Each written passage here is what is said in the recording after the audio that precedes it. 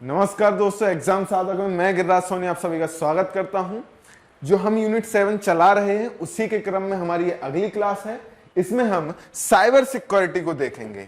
इसमें पढ़ेंगे कि साइबर सिक्योरिटी क्या होती है और साइबर सिक्योरिटी से संबंधित कौन कौन से हमें तरीके अपनाने चाहिए, या फिर इन शब्दों की जो परिभाषा है, या फिर इनसे आप क्या समझेंगे, सारी चीजों को हमें यहाँ पर समझना होगा। तो दो शब्द आपको देखने को मिल रहे होंगे, एक है आपका साइबर और दूसरा है सिक्योरिटी।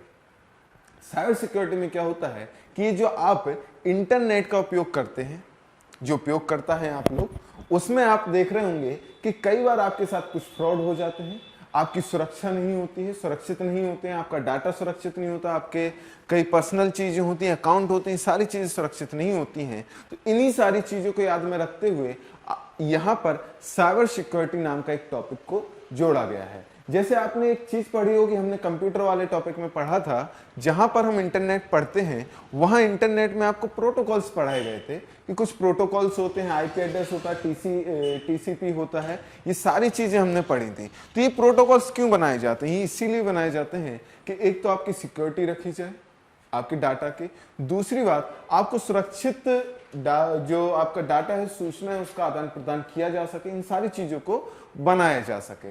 तो चलिए साइबर सिक्योरिटी के बारे में आज हम चर्चा करते हैं। बढ़ते हैं इसी के क्रम में कि साइबर सिक्योरिटी को क्या है, क्या किसे कहते हैं साइबर सिक्योरिटी। सबसे पहले देख लेते हैं, साइबर सिक्योरिटी को इंटरनेट सिक्योरिटी भी कहा जाता है या फिर नेटवर्क सिक्योरिटी भी कहा जाता है। नेटवर्क सिक्योरिटी एक ऐसी प्रक्रिया है जिसके द्वारा क्या किया जाता है कि कोई अनऑथराइज व्यक्ति है वो आपके डाटा के साथ, या अनऑथराइज जो एक्सेस वो करना चाहता है उससे आपको बचाता है। मतलब समझ लीजिए कि यदि मेरा कोई सॉफ्टवेयर है, उस पर मैं उसका ऑथराइज यूजर हूं, वहां पर आप नहीं ऐसा कर पाएंगे कि मेरे सॉफ्टवेयर को या मेरे एप्लीकेशन को आप एक्सेस कर पाए, उसको मॉनिटर कर पाए, ये सारी चीजें आप नहीं कर सकते।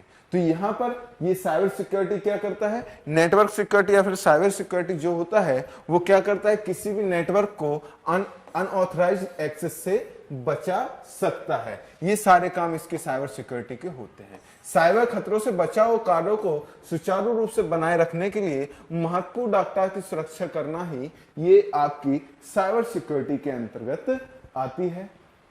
वर्तमान समय में साइबर सिक्योरिटी के प्रमुख खतरों को में कौन कौन आते हैं? मालवेयर आता है, हैकिंग आता है, ब्रेकिंग आता है आपका, और आता है स्पैम आता है, फिशिंग आता है, बुलिंग आता है। ये शब्द क्या है? ये शब्दों से क्वेश्चन आपके बनते हैं।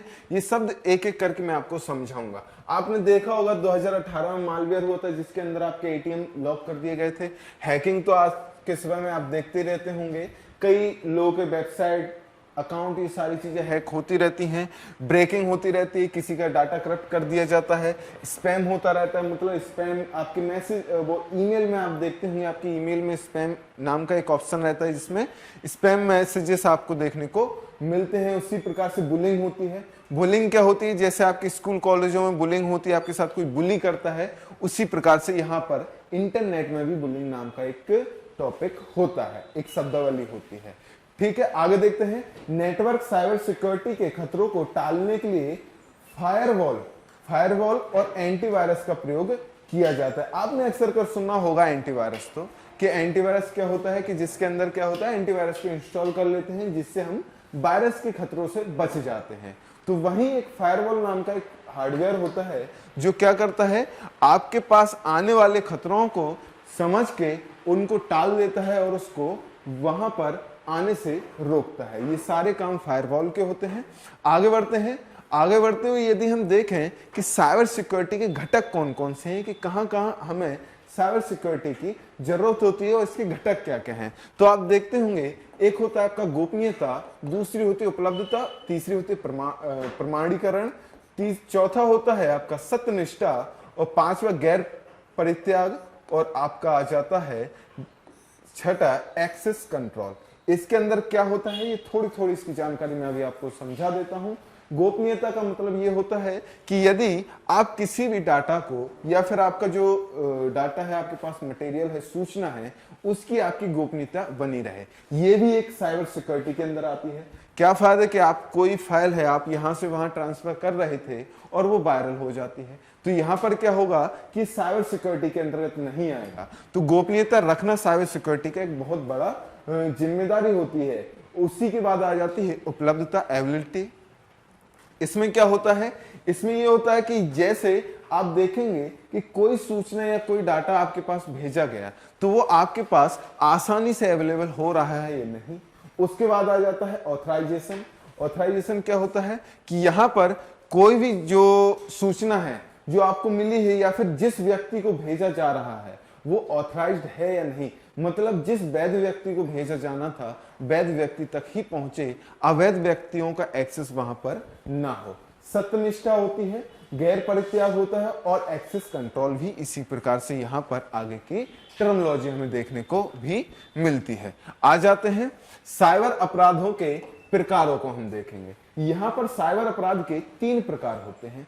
पहला होता है सामाजिक, दूसरा होता है आर्थिक और तीसरा होता है आपका सामाजिक होता है, एक आर्थिक होता है और तीसरा आपका साइबर, तीसरा आपका होता है साइबर अपराध के हम प्रकारों को यदि देखें तो साइबर अपराध के 3 प्रकार हमें देखने को मिलते हैं। पहला होता है सामाजिक, दूसरा होता है आर्थिक और तीसरा होता है आपका तकनीकी। ये 3 प्रकार के आपको यहाँ पर अपराध देखने को मिलेंगे जो साइबर रूप से किए जाते हैं। पहला देखेंगे सामाजिक क्या होता है। सामाजिक के अंदर आप देखेंगे साइबर वारफेयर होता है, साइबर पोर्नोग्राफी होती है, साइबर बुलिंग होती है, फ्लेम होता है और आइडेंटिटी थेफ्ट होते हैं। इनके बारे में अभी विस्तार से चर्चा करते हैं। पहले आपको क्या समझना होगा, इनको हमने अलग अलग स्लाइड में क्यों रखा है इस बात को समझेंगे, क्योंकि कभी कभी क्वेश्चंस कैसे बनते हैं कि यहां पर आपको इनमें से कोई 3 दे दिए जाएंगे और चौथा कोई दूसरे प्रकार का दे दिया जाएगा और आपसे पूछा जाएगा कि इसमें से ये कौन से प्रकार का साइबर अपराध है। तो यहां पर आपको बताना होगा कि सामाजिक अपराध के अंदर कौन कौन से आते हैं, वहीं आपको बताना होगा आपराधिक जो आर्थिक अपराध है उसके अंदर कौन कौन आते हैं। इसी प्रकार से आपको बताना होगा कि टेक्निकली जो ऑफेंस होते हैं वो किस तरीके से आते हैं या तकनीकी अपराध किस प्रकार से यहाँ पर हमें देखने को मिलेंगे। तो ये सारी चीजें हमें यहाँ पर बतानी होगी। इसी प्रकार से हम देखेंगे आर्थिक अपराध में क्या आता है, सलामी हमला आता है, साइबर स्टॉकिंग आता है, पायरेसी आता है, स्पूफिंग आता है। और तकनीकी अपराध में देखेंगे स्पैम आता है, डाटा डिडलिंग आता है, बग आता है, कुकीज आता है, आपका फिशिंग आता है और डिबग भी इसी के अंदर आता है। ये सारे जो कैटेगरीज हैं आपको इनको समझना होगा। आर्थिक अपराध की अलग से रखना होगा, तकनीकी अपराध की अलग से रखना होगा और उसी प्रकार से सामाजिक अपराध की जो कैटेगरी है उसको भी हमें अलग कैटेगराइज करके रखना होगा। क्यों रखना होगा, क्योंकि इनके बारे में आपसे पूछा जा सकता है कि किस कैटेगरी के अपराध के अंदर आता है। तो साइबर अपराध में कौन कौन से आते हैं, आप सामाजिक अपराध में कौन कौन से आते हैं, उसी प्रकार से आर्थिक अपराध देख लिए। आपसे आराम से क्वेश्चन पूछा जा सकता है कि आर्थिक अपराध सलामी हमला किसके अंतर्गत आता है, तो वो आपका आर्थिक अपराध में आएगा। साइबर स्टॉकिंग किस में है, वो भी आर्थिक अपराध में है। उसी प्रकार से पायरेसी क्या होता है, पायरेसी आज के समय में बहुत ही ज्यादा चर्चा में रहने वाला शब्द है। इसमें क्या होता है, इसके अंतर्गत आप देखेंगे ये डिटेल में यहाँ पर हम आपको पढ़ाएंगे। स्पूफिंग होता है, तकनीकी आधार में आपका स्पैम भी आता है, डाटा डिडलिंग आता है, बग आता है, कुकीज आता है, फिशिंग आता है और डिबग भी यहाँ पर आपको तकनीकी अपराध में देखने को मिल जाएगा। ये सारी चीजें यहाँ पर आपको देखने को मिलेंगी। चलिए चर्चा शुरू करते हैं साइबर वारफेयर से। साइबर वारफेयर क्या है, यहाँ पर ये समझ लीजिए कि आज के समय में ये एक युद्ध का नया कारण बनता जा रहा है। कैसे, इसके अंदर क्या होता है, एक राष्ट्र दूसरे राष्ट्र के कंप्यूटर नेटवर्क में घुसकर उसकी संवेदनशील जो डाटा होता है उसको चुरा लेता है। जैसे समझिए कि जैसे आपके एक देश की जो साइबर सिक्योरिटी की या फिर कह लें कोई आर्टिफिशियल वो इंटेलिजेंस का कोई विभाग है, वहां कोई दूसरा देश का इंटेलिजेंस विभाग उस पर हमला करे और उसकी जो डाटा है उसको चोरी कर ले। जैसे आज के समय देख लेते हैं रूस और यूक्रेन का युद्ध चल रहा है, वहां पर रूस यदि यूक्रेन की जो वहां की साइबर सिक्योरिटी होती है या फिर वहां की जो जांच एजेंसियां हैं, युद्ध एजेंसियां हैं, जो सेना है, उनके कंप्यूटरों में घुसकर उनका आगे का प्लान क्या है या उनके बारे में जितनी भी संवेदनशील जानकारियां हैं उनको यदि निकाल लेता है तो ये एक युद्ध का नया कारण हो जाता है। इसी को कहते हैं साइबर वारफेयर कहा जाता है। इसको क्या कहा जाता है? संवेदनशील डाटा को चुरा लेना, डाटा को नष्ट कर देना और डाटा नेटवर्क को बाधित कर देना, ये सारी चीजें यहाँ पर होती रहती हैं। कई बार ऐसा होता है, जैसे आप समझिए कि आज के समय मिसाइल जो होती हैं वो सॉफ्टवेयर के द्वारा ऑपरेट होती हैं। वहीं यदि एक राष्ट्र दूसरे राष्ट्र के उस मिसाइल को एक्सेस कर ले, उसकी जो सॉफ्टवेयर है उसमें अपनी सेंध लगा दे, उसको हैक कर ले और उसको हैक करने के बाद वो बैठा बैठा यहां से लॉन्च कर दे, किसी दूसरे देश के ऊपर गिर जाए और वहां जाके गिरे और वो दोनों देशों के बीच लड़ाई हो जाए, तो यहाँ पर उसकी तो कोई गलती नहीं थी, किसी तीसरे व्यक्ति ने आकर यहाँ पर काम कर दिया और झेल कौन रहा है? कोई और व्यक्ति झेल रहा है। तो इसी प्रकार से इसे वारफेयर कहा जाता है और यह वायु, समुद्र, जमीन और अंतरिक्ष के बाद युद्ध का ये 5वां क्षेत्र भी इसे माना जाता है। युद्ध के 3 क्षेत्र तो आपको पता ही होगा कौन कौन से, तो वायु, समुद्र, जमीन होते हैं जिसमें एयरफोर्स, नेवी और आर्मी होती है। उसी प्रकार से अंतरिक्ष भी एक चौथा क्षेत्र है, ये भी याद रखना। क्यों है कि आज के समय में आप देखते होंगे कि मिसाइल, वो जो उपग्रह हैं, सैटेलाइट्स, उसको छोड़ने की एक होड़ छिड़ गई है कि इसने यहाँ पर लॉन्च किया, उसने एक दूसरे के ऊपर, देश के ऊपर निगाह रखने के लिए समय समय पर सैटेलाइट छोड़ी जाती रहती है। उसी प्रकार से आप देख रहे होंगे कि जो साइबर वारफेयर है वो भी युद्ध का एक नया कारण बनता जा रहा है। उसी प्रकार से आप अगला देखेंगे साइबर पोर्नोग्राफी। ये भी आज के समय में बहुत ही ज्यादा चर्चाओं में शब्द रहने लगा है। क्यों रहने लगा है? कि आप देखते होंगे कि लोगों की कुछ प्राइवेट फोटोज होती हैं, उनको लोग वायरल कर देते हैं, उनके द्वारा धमकी दी जाती है। तो ये सारे काम किसके अंदर आते हैं? आपके साइबर पोर्नोग्राफी में आते हैं। और ये किस में जाता है? सामाजिक अपराध के अंतर्गत आता है। इसमें इंटरनेट पोर्नोग्राफी या अश्लील वेबसाइटों को शामिल किया जाता है। इसके अंतर्गत अश्लील चित्र भेजना, अश्लील साहित्य लिखना और डाउनलोड करना, ये सारी चीजें यहाँ पर इसके अंदर शामिल की गई हैं। आगे बढ़ते हैं, आगे देखें साइबर बुलिंग। साइबर बुलिंग क्या होता है? आपने अक्सर का शब्द सुना होगा कि ये व्यक्ति मुझे बुली करता है, मतलब परेशान करना, किसी भी व्यक्ति को बुली करना। जैसे स्कूल कॉलेजों में बुली किया जाता है, उसी प्रकार से साइबर रूप से भी बुली यहाँ पर किया जाता है। इंटरनेट के माध्यम से इंटरनेट संबंधित तकनीक का उपयोग करके लोगों को नुकसान पहुंचाने के लिए किया जाने वाला अपराध जो होता है उसे साइबर बुलिंग कहा जाता है। इसमें क्या होता है? इसके अंतर्गत आप देखेंगे कि ये अपने यहाँ तो नहीं होता है, क्योंकि अपने यहाँ कोई किसी को बुली करता है तो जाके 2 खींच के और मारता है उल्टा। स्कूल में जब कोई बच्चा किसी बच्चे को परेशान करता है तो वो उल्टा उसको मारता है। लेकिन यही आप देखेंगे कि ब्रिटेन, ऑस्ट्रेलिया और अमेरिका जैसे देशों में क्या होता है कि सुसाइड कर लेते हैं बच्चे। ये बड़ी समस्याएं होती हैं। तो यहाँ पर ये जो बुली करने के लिए, ये जो सुरक्षा अपनाने के लिए बुली करता है, जो इंटरनेट माध्यम से जो बुली करने की जो व्यवस्था आ गई है आज के समय में कि इंटरनेट से आपको नुकसान पहुंचाया जाए, तो इसके लिए यहां पर ब्रिटेन और ऑस्ट्रेलिया जैसे देशों ने क्या किया? बैक टू बुली नामक एक एप्लीकेशन लॉन्च किया है या इसको प्रयोग में लाए हैं, जिसके द्वारा क्या होता है? आपके यहां पर बुली से निजात मिलती है, मतलब आपको बुली नहीं कर पाएगा व्यक्ति। इस ऐप का प्रयोग करने वाले यदि बुलिंग का शिकार होते हैं तो ऐसे में त्वरित स्तर पर घटना की सूचना को दे देता है। ये क्या होता है कि जैसे यदि ये एप्लीकेशन आपके पास है और आपको कोई बुली करता है तो इसके द्वारा आप वहां की पुलिस को या फिर वहां की जांच एजेंसियों की इसकी जानकारी त्वरित रूप से प्राप्त हो जाती है और इसके ऊपर वो एक्शन आसानी से ले सकते हैं। उसके बाद आ जाता है आपका फ्लेम। फ्लेम क्या होता है? इंटरनेट पर किसी व्यक्ति को अपशब्द बोलना फ्लेम होता है। मतलब जो गाली गलौच होता है, एक तो होता है सामने से गाली गलौच कर दिया, उसे कहते हैं लड़ाई झगड़ा करना, गाली गलौच करना। उसी प्रकार से यदि आप इंटरनेट के माध्यम से किसी व्यक्ति को अपशब्दों का प्रयोग कर रहे हैं तो ये फ्लेम के अंदर आता है। उसके बाद आ जाता है आइडेंटिटी थेफ्ट। इसमें क्या होता है? ये वही है कि किसी के अकाउंट को हैक कर लेना। ये सारे काम जो आते हैं, ये सारी चीजें आती हैं आपके आइडेंटिटी थेफ्ट में। अपराधी द्वारा छद्म रूप धारण करके यूजर की व्यक्तिगत पहचान जैसे आईडी, यूजर आईडी, पासवर्ड, अन्य गोपनीय जानकारी चुरा लेना आपके आइडेंटिटी थेफ्ट के अंतर्गत आता है। अब आज आपसे क्वेश्चन ये पूछा जाए कि किसी व्यक्ति के अकाउंट की जानकारी, ईमेल अकाउंट का पासवर्ड चुरा लेना किस अपराध के अंतर्गत आता है, तो वो आपका सामाजिक में आता है और उसमें भी किस में है, आपके आइडेंटिटी थेफ्ट के अंदर इसको रखा जाता है। तो ये थी आपकी यहाँ की चर्चा। आगे बढ़ते हैं। आगे बढ़ते हुए हम देखेंगे अगला क्या है, ये आर्थिक अपराध है। इसमें क्या होता है, इसके अंतर्गत आपको सलामी हमला एक प्रकार का एक अपराध है। इसमें क्या किया जाता है, इसके अंदर ये जो अपराधी होते हैं या फिर हैकर्स जो होते हैं वो आपके अकाउंट में सेंड लगाते हैं, मतलब आपके अकाउंट में घुसकर वहां पर आपके अकाउंट से कुछ पैसे, मतलब छोटे छोटे अमाउंटों में आपकी उसको अमाउंट से पैसे को निकाल लेते हैं।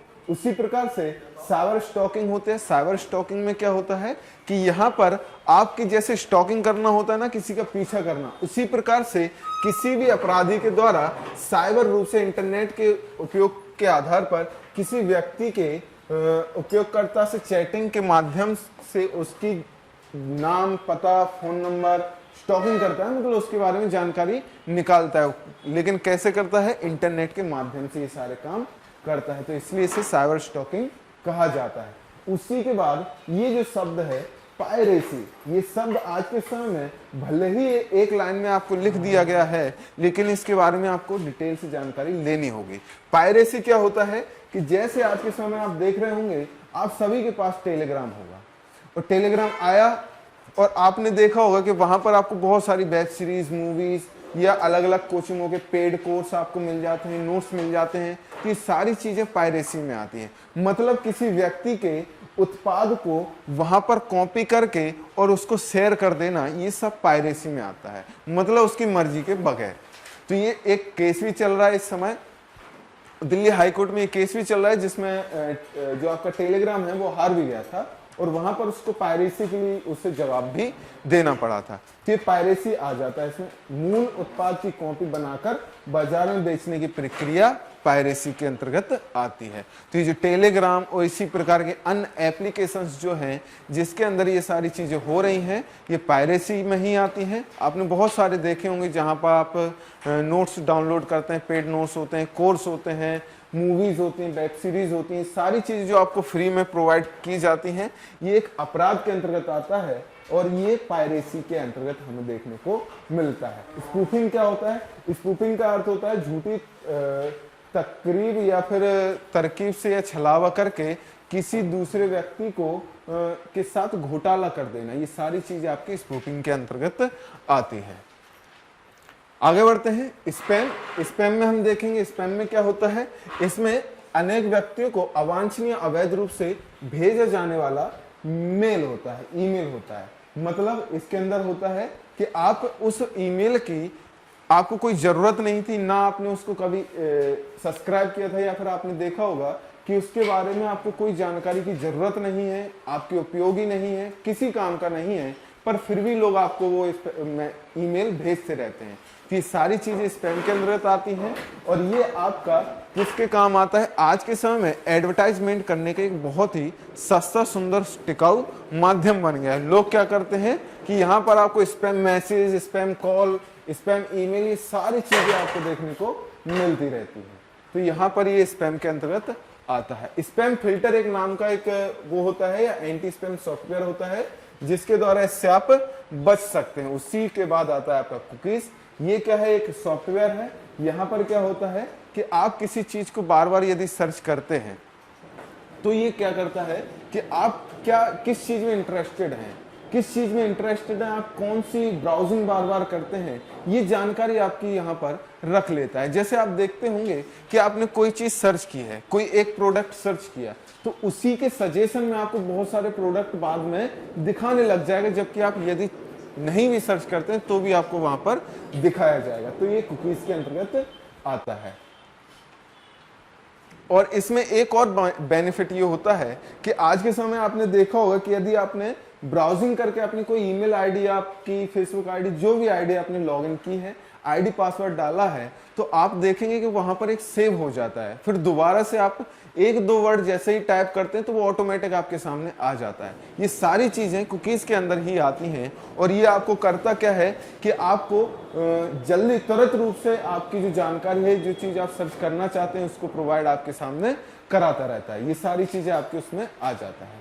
अगला है डाटा डिडलिंग। डाटा डिडलिंग क्या होता है? यह तकनीक की साइबर अपराध के इसके माध्यम से पहले डाटा को कंप्यूटर में प्रोसेस होने से पहले ही क्या करते हैं, बदल दिया जाता है। मतलब ये समझ लीजिए कि कोई व्यक्ति आ रहा था कुछ चीज आपके सामने लेकर और रास्ते में कोई व्यक्ति ने उसको पकड़ा और उसमें से माल जो है था निकाल लिया और उसमें कोई नकली चीज डाल दी। जैसे आज के समय में ऑनलाइन शॉपिंग में होता रहता है, आपने मोबाइल ऑर्डर किया और आपके पास आ गया एक साबुन की बट्टी। ये क्या हुआ? एक डाटा डिडलिंग की तरह हो गया कि आपके पास आ रही थी कोई चीज सूचना और उसके पहले ही आपकी सूचना को निकाल लिया गया और उसमें प्रोसेसिंग करके उसको बदल के और फिर आप तक पहुंचा दिया गया है। मतलब ये सारी चीजें किसमें आती हैं? डाटा डिडलिंग में आपको देखने को मिलती हैं। उसके बाद आता है फिशिंग।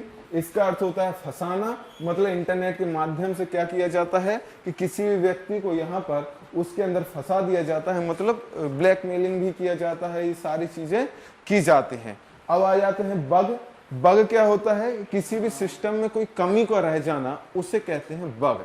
आपने सुना भी होगा, आईटी वर्ल्ड में ये सारे शब्दों का इस्तेमाल होता रहता है कि ये बग है इस सिस्टम में, ये बग है फलाना ढिकाना, ये सारी चीजें होती हैं, तो उसे हम कहते हैं बग।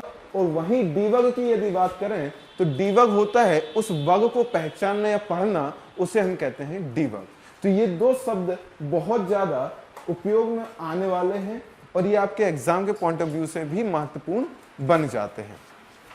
अब आ जाते हैं अपराधों के तरीके। चलिए आगे बढ़ते हैं। आगे हमें देखना होगा क्या है, जो साइबर अपराध करने के जो तरीके होते हैं, जो अपराध करने के तरीके होते हैं, उनके बारे में आज हम चर्चा आगे करने वाले हैं। अपराध के यदि तरीकों में मैं देखूं तो अपराध के जो तरीके होते हैं, सबसे पहले होता है हैकिंग। और उस हैकिंग को करने के लिए कुछ टूल्स का इस्तेमाल किया जाता है, कुछ टूल्स होते हैं। और उसके बाद आता है आपका मालवेयर। मालवेयर और हैकिंग के नाम आप अक्सर कर सुनते रहते होंगे। अब हमें जो हैकिंग के टूल्स होते हैं उनको भी देखना होगा कि इनमें से कौन सा हैकिंग का टूल है या नहीं है, या फिर हैकिंग करने का ये तरीका हो सकता है। तो ये सारी चीजों को आज हम यहाँ पर देख के आगे बढ़ते जाएंगे। तो चलिए देखते हैं। सबसे पहले हमें देखना होगा कि हैकिंग करते कौन है। हैकिंग करने वाले को हम हैकर कहते हैं। ये कौन होता है? ये वे व्यक्ति होते हैं, किसी सिस्टम की कार्य पद्धति को जानकर उसमें छेड़छाड़ करने वाला व्यक्ति जो होता है उसे हम हैकर कहते हैं। मतलब ये समझ लीजिए कि आपकी नब्ज को कोई पकड़ ले कि आपकी कमजोरी ये है और उसके अनुसार आपको ऑपरेट करे, तो वो व्यक्ति हो जाएगा आपका हैकर। इसमें क्या होता है? अर्थात हैकर वह व्यक्ति होता है जो नेटवर्क या सॉफ्टवेयर में विद्यमान सुरक्षा खामियों का पता लगाकर उसका उपयोग नेटवर्क में अनाधिकृत रूप से घुसने के लिए किया जाता है। मतलब अनऑथराइज तरीके से उस नेटवर्क या सिस्टम के अंदर, उस सॉफ्टवेयर के अंदर घुसता है और उसे क्षति पहुंचाता है, या फिर उसके जो भी उसे करना होता है, जो उसके हित होते हैं या जो उसकी मंशा होती है, उसी के हिसाब से उसमें काम करता है। अब आते हैं हैकिंग। हैकिंग क्या है? नेटवर्क में घुसकर डाटा और सॉफ्टवेयर से छेड़छाड़ करने की जो प्रक्रिया होती है उसे हम हैकिंग कहते हैं। नेटवर्क या सॉफ्टवेयर में मौजूद कमियों का प्रयोग करके नेटवर्क में अनाधिकृत रूप से घुसने की जो प्रक्रिया होती है उसे हम हैकिंग कहते हैं।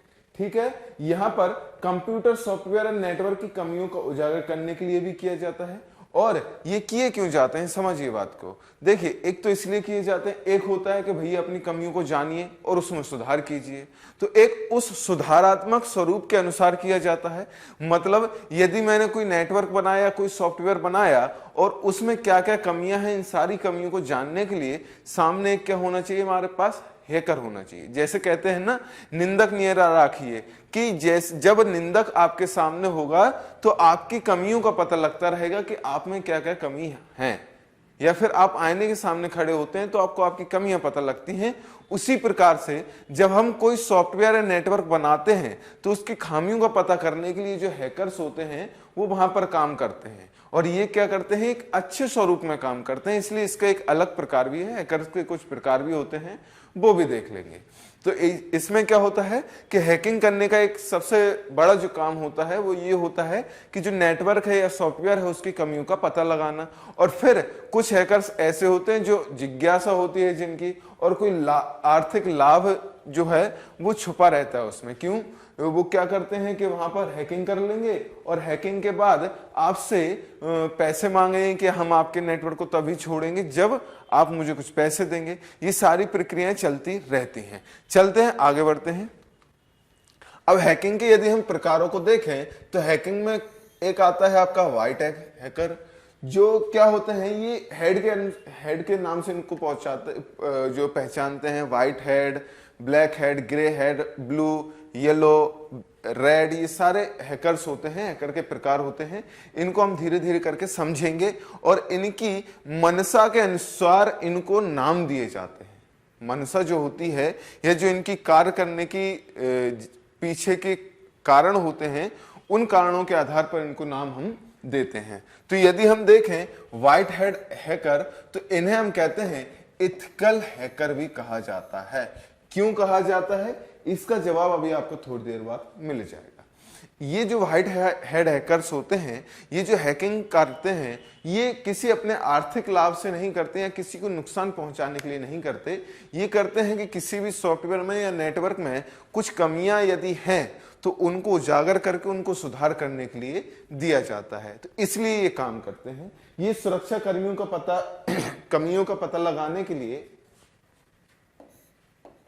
सुरक्षा कमियों का पता लगाने, उन्हें दूर करने के लिए लगाते हैं। ये सरकार या किसी संस्था के साथ मिलकर काम करते हैं। ये क्या करते हैं कि जैसे आप समझिए कि कोई भी यदि कंपनी है या सरकारी वेबसाइट है, तो वो जैसे जब लॉन्च होने वाली होती है, लॉन्च हो जाती है, तो उसके बाद क्या किया जाता है कि वहां पे कुछ हैकर्स को भी हायर किया जाता है। ये बात आपको सुन के शायद आश्चर्य होगा और कुछ लोग को तो पता भी होगा, इस पर बहुत सारी मूवीज भी बनी हुई हैं।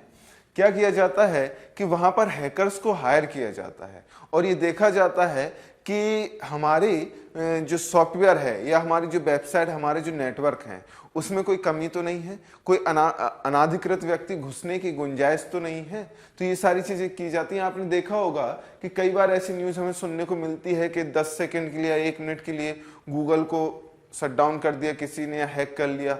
फिर क्या करता है, गूगल उसको ऑफर भेजता है।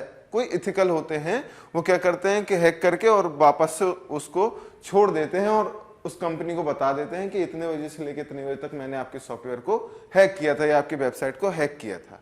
फिर क्या करती है वो कंपनी, उनको ऑफर देती है कि भाई देखो हमारे यहाँ इतने हैकर्स काम कर रहे थे, उनने इस खामी का पता नहीं लगा पाया, आपने लगा दिया, मतलब आप हमारे यहाँ आ जाइए। और कई सारे लोगों को ऑफर ऐसे मिलते रहते हैं। तो ये सिर्फ इथिकली काम करने के लिए होते हैं, मतलब कमियों का पता लगाकर उसको उजागर करते हैं, उसमें सुधार करने के लिए सारे काम किए जाते हैं। अब आ जाते हैं black head hackers. Black head hackers क्या होता है कि ऐसे हैकर्स जो आपने देखे होंगे हुडी लगा के, टोपी लगा के घूमते रहते हैं, वो उनका एक स्वरूप होता है। इन्हें क्रैकर भी कहते हैं। वो उनकी एक लाइफ स्टाइल होती है। क्या होते हैं, वो गंदे से प्राणी होते हैं, हुडी डाल के कैप वैप लगा के घूमते रहते हैं, बस जंक फूड खाते रहते हैं, बिना नहाए धोए ऐसे घूमते रहते हैं। वो ब्लैक हेड हैकर्स की तरह होते हैं, ठीक है, जो हम मूवीज में देखते हैं कि बहुत बहुत फैंटेसी वाला काम भी लगता है हमें कि बड़ा अच्छा काम कर रहा है, लेकिन वो एक अपराधी होते हैं। आपको मैं बता दूं, वो एक अपराधी होते हैं। ये सुरक्षा खामियों का पता लगाते हैं और अवैध गतिविधियों का प्रयोग करने लग जाते हैं। कार्य क्या है, किसी निजी जानकारी को चुराना, किसी के अकाउंट को हैक करना और पासवर्ड या वित्तीय जानकारी तक पहुंचना इनकी मंशा होती है। ये क्या करते हैं, देखिए हैकर्स जो होते हैं, आप समझिए कि हैकर होते हैं, एक तो होता है कि कोई व्यक्ति यदि आपको ऊपर गुस्सा कर रहा है तो इसलिए कर रहा है क्योंकि वो आपकी कमियों को आपको बता रहा है। एक व्यक्ति होता है जो आपकी कमियों को बताता है, इसलिए बताता है कि वो आप उसमें सुधार करें, कमी पता कर लेता है और उसको बता देता है। एक व्यक्ति होता है जो आपकी कमियों को पता करके और आपको उसी के हिसाब से ऑपरेट करने लग जाता है, अपना फायदा स्वहित देखने लग जाता है वहां पे। तो ये होते हैं ब्लैक हेड और वो होते हैं व्हाइट हेड। अब आ जाते हैं अगले प्रकार पर। अगला जो प्रकार है उसे कहते हैं ग्रे हेड हैकर। ग्रे कैसे बनता है? ब्लैक और व्हाइट को दोनों को आपस में मिला दो तो ग्रे बन जाता है। ग्रे हेड हैकर क्या होते हैं? इनमें कुछ खूबियां तो होती हैं व्हाइट हेड हैकर्स की, और फिर उसके बाद कुछ खूबियां होती हैं ब्लैक हेड हैकर्स की। समझिए कैसे, कि जैसे मैंने आपको मेरी कंपनी में हायर किया, और क्यों किया था कि भाई हैकिंग करके ये पता लगाओ कि मेरे नेटवर्क में क्या कुछ कमियां हैं। आपने ये सारी जॉब की, बहुत अच्छे से की, लेकिन एक दिन क्या हुआ, आपके मन में ये विचार आया कि क्यों ना इनके सिस्टम को मैं ब्लैक हेड तरीके से हैक करके और इनसे फिर अपने लाभ लूं। मतलब जो भी मेरी मनसा है, जो मेरे लाभ हैं, आर्थिक हैं, या फिर मेरे को नुकसान आपको पहुंचाना है, तो ये सब काम आप कर सकते हैं। तो शुरू में उन्होंने किया था व्हाइट हैक की तरह, लेकिन लालच आ गया उनको या जो कुछ भी है, उसके बाद वो क्या करने लग गए, उसको ब्लैक हेड की तरह काम करने लग गए। तो ये होते हैं व्हाइट हेड और ब्लैक हेड के जुड़े हुए लोग होते हैं, मतलब इनके मिक्स रूप होते हैं। ये कुछ समय तक अच्छा कार्य करते हैं और कभी कभी गैर कानूनी कार्य भी करने लग जाते हैं। उसके बाद आ जाते हैं आपके रेड हेड हैकर्स। ये हैकर दुनिया के सतर्कता के रूप में जाने जाते हैं। ये ब्लैक हेड हैकर को खत्म करने हेतु प्रयासरत रहते हैं। मतलब ये समझ लीजिए कि ये हैकर्स की टास्क फोर्स है। ये काम क्या करती है कि जो ब्लैक हेड हैकर्स होते हैं उनके भी बड़े हैकर होते हैं। मतलब ये होते हैं कि जी ये क्या करते हैं, ब्लैक हेड हैकर्स का पता लगाते हैं और उनको खत्म करने के लिए उनके ऊपर नकेल कसने का काम करते हैं। आ जाते हैं ब्लू हेड हैकर। ये सुरक्षा पेशेवर होते हैं। ये सॉफ्टवेयर की जानकारी करने से पूर्व उनकी कमियों को, ये जो सॉफ्टवेयर होता है उसे जारी किया जाता है। जब भी होता है ना, कोई सॉफ्टवेयर आता है उसे हम लॉन्च करते हैं, पर लॉन्च करने से पहले उनकी कमियों को पता लगाते हैं। वो कौन लोग होते हैं? ब्लू हेड हैकर्स होते हैं। मतलब मैं कोई एक्स नाम का सॉफ्टवेयर लॉन्च करने वाला हूं कुछ महीनों बाद, तो यदि उसमें को लॉन्च करने वाला हूं तो उसके पहले मैं हैकर से बोलूंगा कि इसको मैं जब लॉन्च करूंगा उसके बाद ऐसा कोई तो नहीं है, ऐसी कोई कमी तो नहीं है कि जिसके कारण इसको कोई हैक कर ले और इसको नुकसान पहुंचा दे।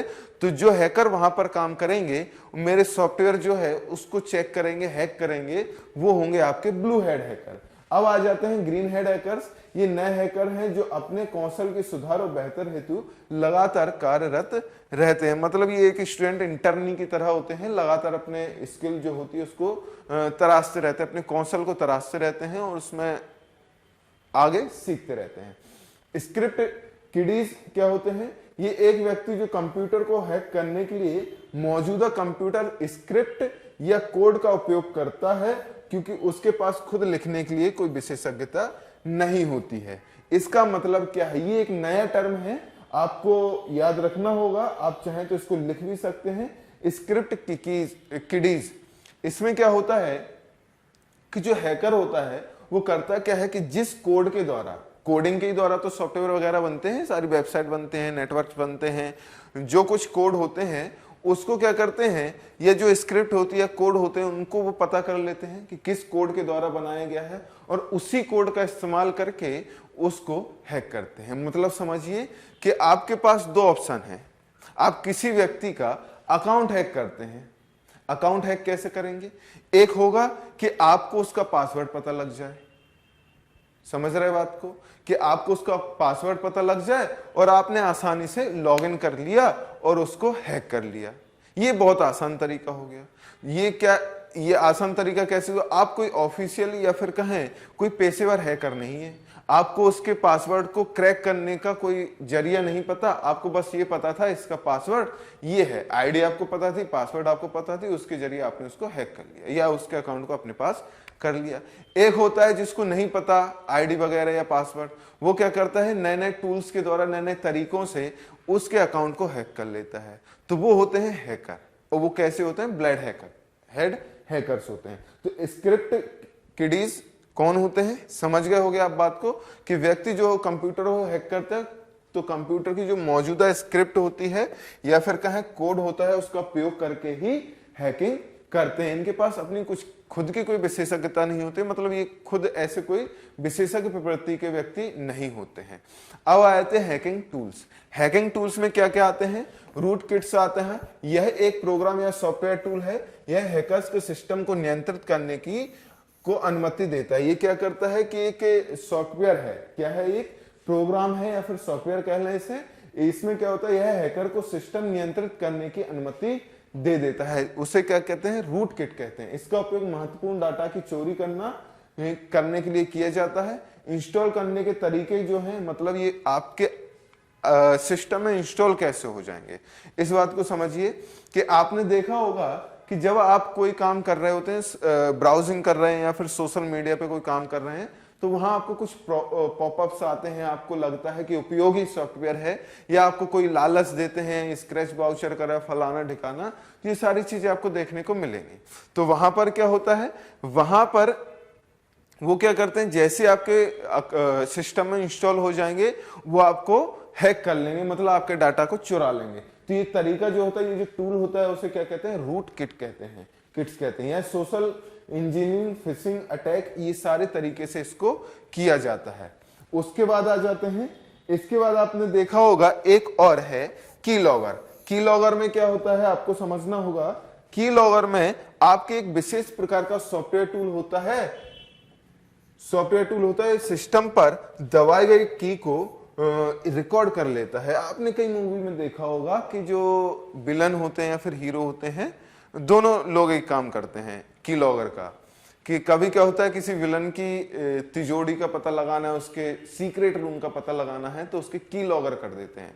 मतलब ये है कि जैसे ही मैं एक बार कीलॉगर मेरे में लॉगिन हो गया, उसके बाद जो जो की मैं दबाऊंगा वो वहां पर रिकॉर्ड होती जाएगी कि मैंने अपनी आईडी डालने के लिए कौन कौन सी की प्रेस की थी, उसके बाद पासवर्ड डालने के लिए कौन कौन सी की प्रेस की थी, कितनी बार की थी, ये सारी जानकारी वहां पर पहुंच जाती है। तो इसलिए इसे कीलॉगर्स कहते हैं। ये क्या करता है, आपके सिस्टम को नियंत्रित कर लेता है। उसके बाद आप जिस जिस जगह पर जौन सी की को दबाएंगे वो की उसके पास रिकॉर्ड हो जाएगी, उसके पास आपकी सारी जानकारियां पहुंच जाएंगी। तो इसको कीलॉगर कहा जाता है। अब आ जाते हैं मालवेयर। मालवेयर क्या है, यह है एक तो इसका मालवेयर का फुल फॉर्म आपको याद रखना होगा।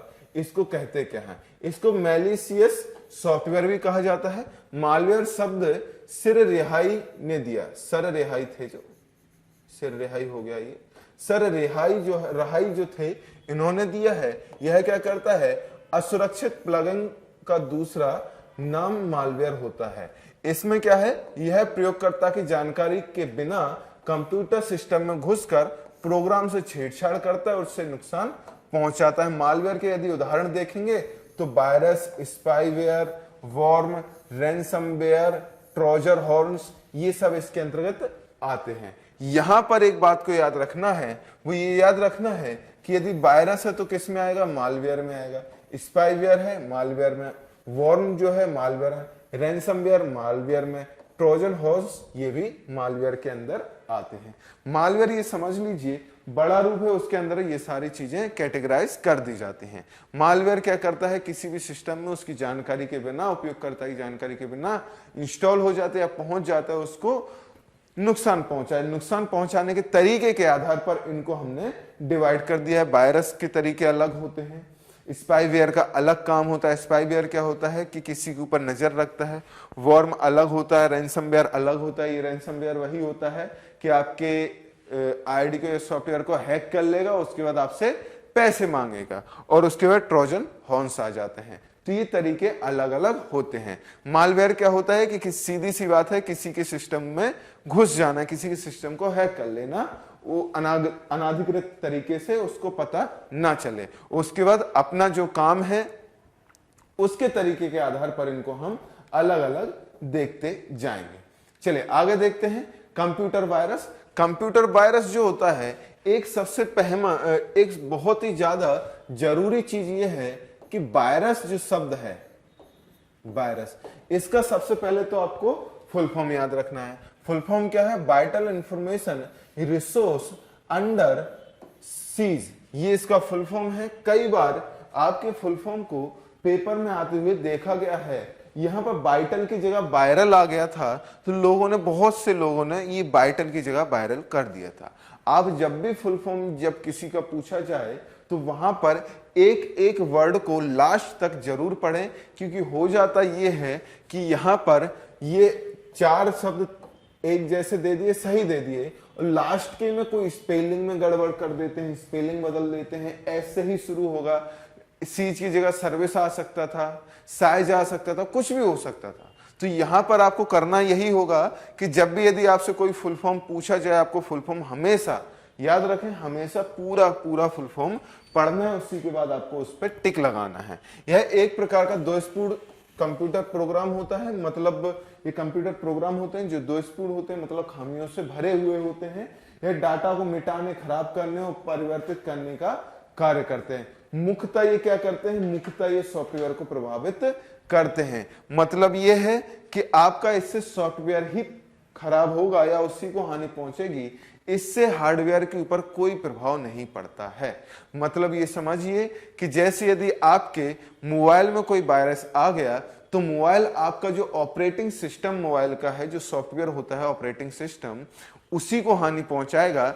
ऐसा नहीं होगा कि मोबाइल का माइक, साउंड, स्क्रीन वगैरह या बैटरी वगैरह कुछ खराब हो, बस वो सॉफ्टवेयर को, आपको जो ऑपरेटिंग सिस्टम होते हैं उन्हीं को केवल वहां पर नुकसान पहुंचाता है। यह हार्डवेयर पर कोई प्रभाव नहीं पड़ता है, यह प्रोग्राम को चलाने पर ही सक्रिय होता है। मतलब यह है कि जब आप अपने प्रोग्राम को रन करेंगे तभी सक्रिय होगा, बाद बाकी के समय तो ये ऐसा होता है कि बस पड़ा रहता है, क्योंकि जब तक इसको सॉफ्टवेयर चलाने के लिए जैसे हम चलाते हैं तो ये भी एक्टिव हो जाते हैं।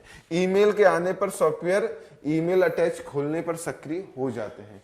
कई ऐसे होते हैं, आपने देखा होगा कि कई ऐसे ईमेल आपके ईमेल आईडी पे आते हैं, आपके अकाउंट पे ऐसे ईमेल आते हैं जिनको आप जैसे ही खोलते हैं वैसे ही उसमें कुछ होता है, ऑटोमेटिक 2, 3, 4 पेज ऐसे खुलने लग जाते हैं और हमारा जो सिस्टम है वो अलग तरीके से काम करने लग जाता है, अनकंट्रोल हो जाता है, सारी चीजें ऑटोमेटिक चलने लग जाती है। तो ये सिर्फ ये सारी चीजें आपके वायरस के ही वो हैं लक्षण, उसके अंदर जो वायरस इंस्टॉल कर दिए जाते हैं उसी के ये सारे लक्षण होते हैं। अब आ जाते हैं जो कंप्यूटर वायरस है उनके प्रकारों का देखते हैं, क्योंकि वायरस के भी कई प्रकार होते हैं। जैसे पहला देखेंगे फाइल वायरस, इसमें हेड्रेस ईयर्स वायरस भी 100 ईयर्स है, 100 ईयर्स वायरस भी कहा जाता है।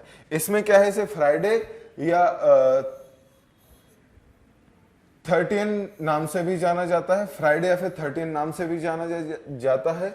इसमें क्या होता है, ये आपके फाइल के अंदर इंस्टॉल होते हैं और फाइल के द्वारा ही ट्रांसफर हो जाते हैं। जैसे कि मरा वर्ग, ये इसका उदाहरण है। उसके बाद आ जाता है बूट सेक्टर वायरस, यह फ्लॉपी डिस्क या हार्ड डिस्क के बूट में संग्रहित हो जाते हैं और यह कंप्यूटर शुरू जैसे ही होगा, जैसे हम कंप्यूटर को स्टार्ट करेंगे, सिस्टम को स्टार्ट करेंगे, उस समय होते समय क्या करता है, ऑपरेटिंग सिस्टम को बाधा पहुंचाता है, मतलब ऑपरेटिंग सिस्टम ऑन होने में बड़ी दिक्कत देता है। जैसे माइकल एंजेलो, बेलकॉम, स्टैंड एंजेलिना, ये इसके कुछ प्रकार हैं।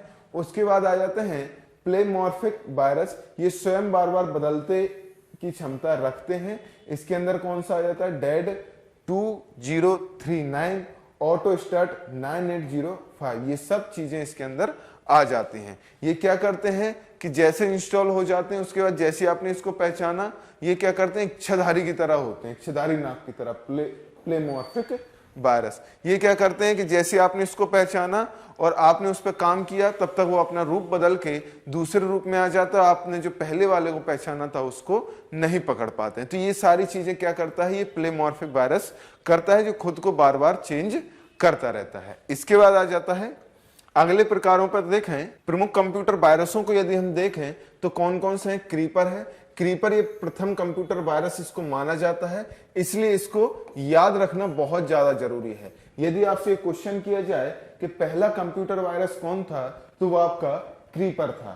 ठीक है, यह बूट थॉम्स 1971 के द्वारा इसको देखा गया था, यह प्रोग्रामिंग की गई थी। ये प्रयोगात्मक प्रोग्राम है।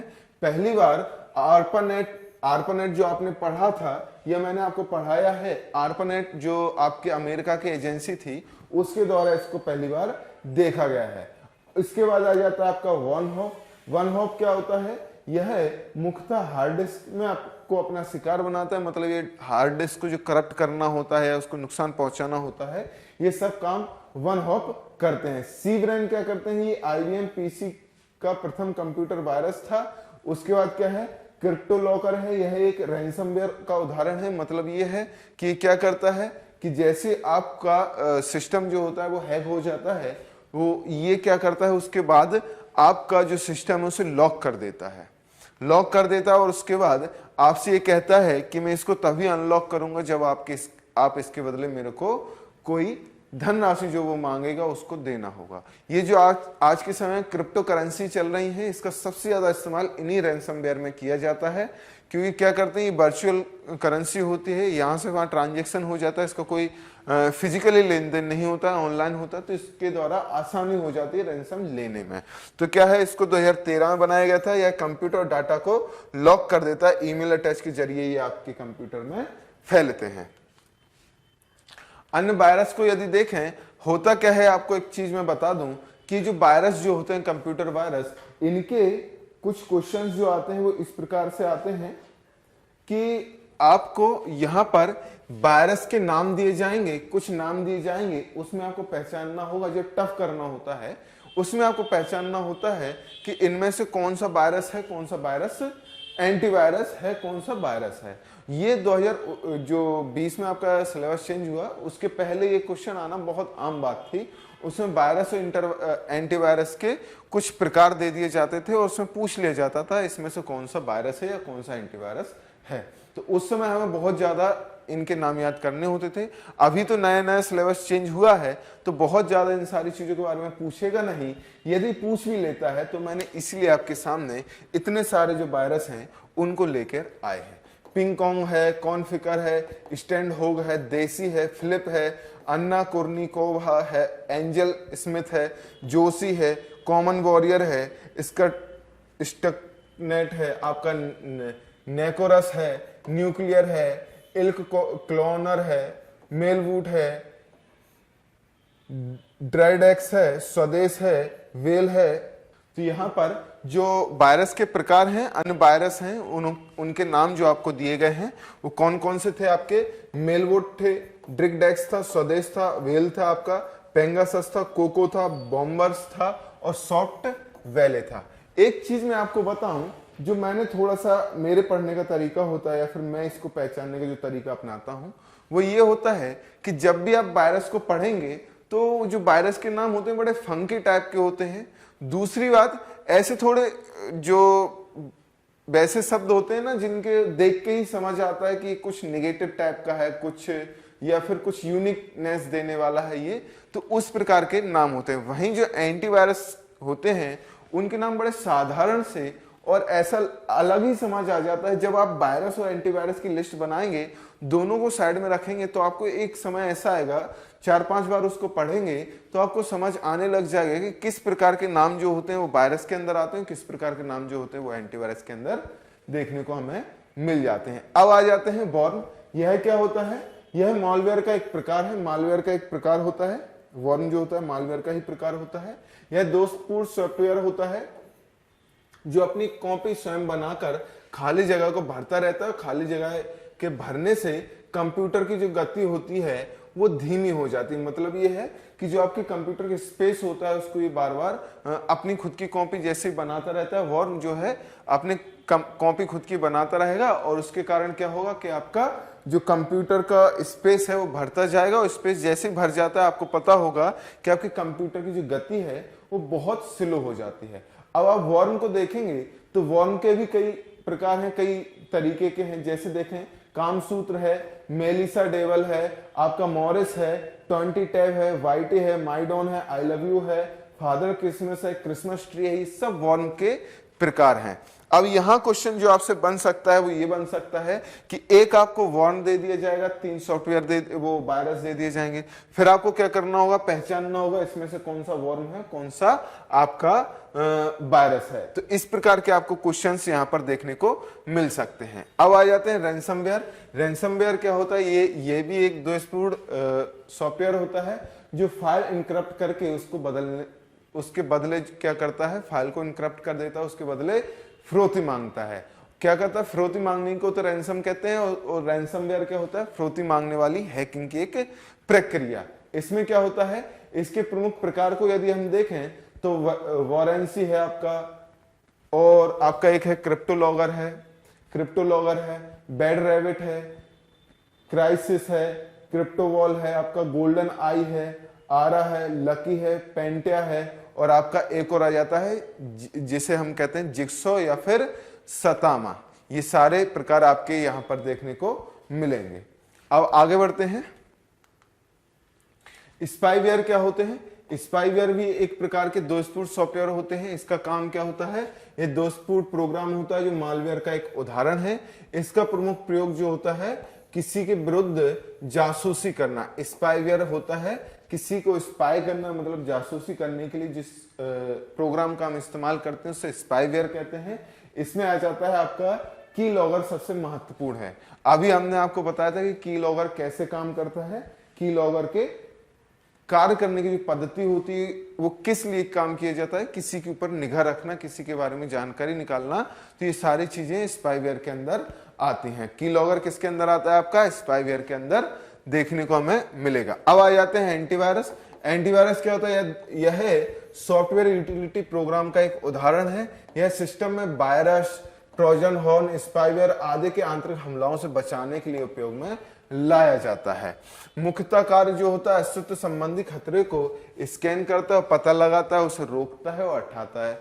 जैसे आप समझिए कि जैसे आपने कोई भी एंटीवायरस आपके सिस्टम में आपने इंस्टॉल कर लिया, तो उसके बाद आप जैसे किसी भी फाइल को डाउनलोड करते हैं, ईमेल को खोलते हैं, यदि वो फाइल या ईमेल के अंदर वायरस है तो वो उसको डिटेक्ट करता है और आपको चेतावनी देता है कि इसके अंदर आपके वायरस है।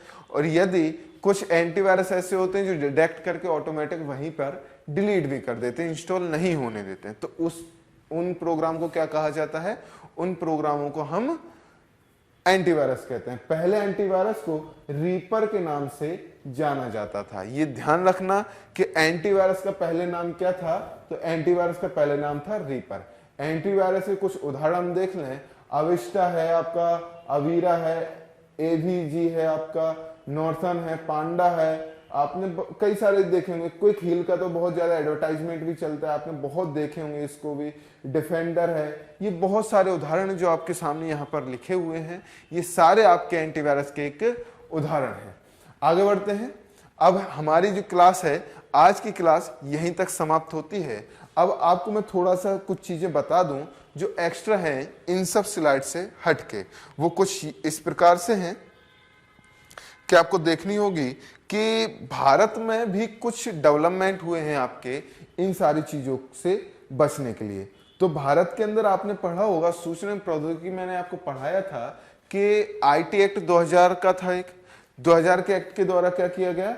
यहाँ पर सूचना प्रौद्योगिकी अधिनियम जो है 2000 का है, उसके द्वारा कुछ बदलाव किए गए और यहाँ पर जो आपका साइबर क्राइम जो होता है उसके ऊपर नकेल कसी गई।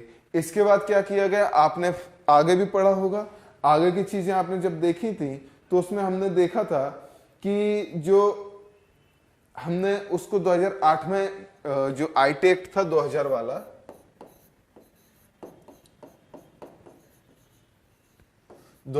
था, इसमें हमने 2008 में संशोधन किया और इसके अंदर साइबर सुरक्षा से संबंधित कुछ जो है प्रावधान भी किए। इसके बाद क्या हुआ? इसके बाद आपका राष्ट्रीय साइबर सुरक्षा नीति आई। राष्ट्रीय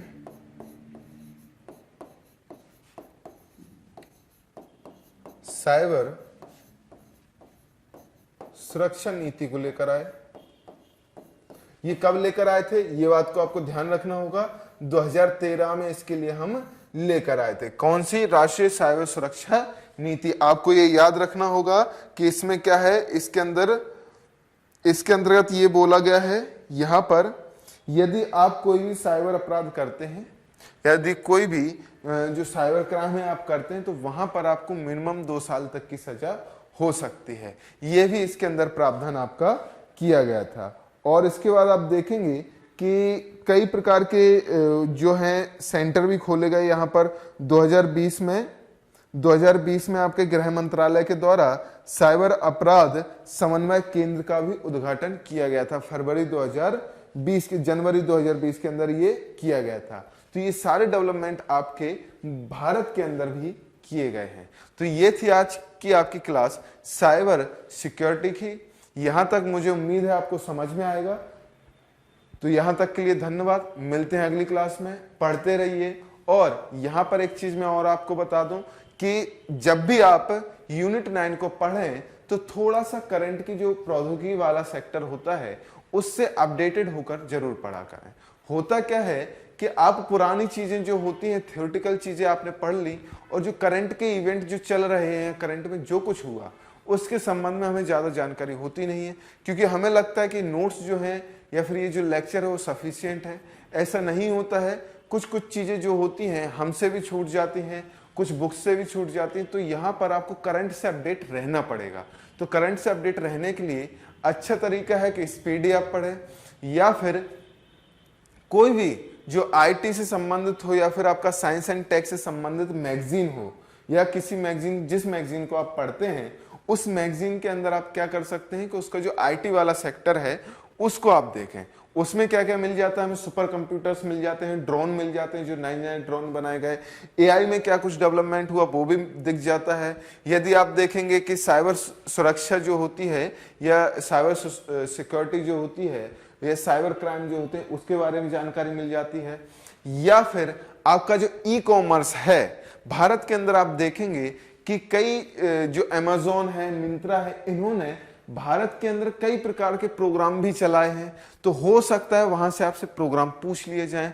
उसी के बाद सोशल नेटवर्किंग साइट जो आपने पढ़ी हैं उसमें हमने देखा है कि कई प्रोग्राम इंस्टाग्राम चला रहा है भारत के अंदर के खोए हुए बच्चों को पता लगाने के लिए प्रोग्राम चलाया है उसने, और कई प्रकार के प्रोग्राम चलाए हैं, महिला सुरक्षा से संबंधित प्रोग्राम चलाए हैं, क्राइम को कम करने के प्रोग्राम चलाए हैं, जो लॉ के जानकारी है उसको भी बताने के लिए प्रोग्राम, इस प्रकार के कई प्रोग्राम आपके चलते रहते हैं। तो ये सारी चीजें क्लासों में होना संभव नहीं होता है, इन सारी चीजों को आपको भी थोड़ी सी पढ़नी चाहिए। तो आपको हमेशा याद रखना है कि आप यूनिट 9 के लिए करंट से लगातार अपडेटेड रहें। ऐसा नहीं होता है कि किसी पुरानी नोट से जो आपने पहले बना रखे थे 1 साल या 2 साल पहले, वो सिर्फ सफिशिएंट नहीं होते हैं, क्योंकि यूनिट 9 साइंस एंड टेक एक ऐसा सब्जेक्ट होता है जो आपका प्रौद्योगिकी वाला जो चैप्टर होता है वो एक ऐसा होता है जिसके अंदर आपको कई प्रकार की चीजें देखने को मिलती हैं, करंट से रिलेटेड नई चीजें आ जाती हैं हमेशा। तो इन सारी चीजों को आपको समझना होगा और वहां पर आपको अपडेटेड रहना होगा। तो चलिए आज के लिए इतना ही। आपका बहुत बहुत धन्यवाद। आपका दिन शुभ रहे।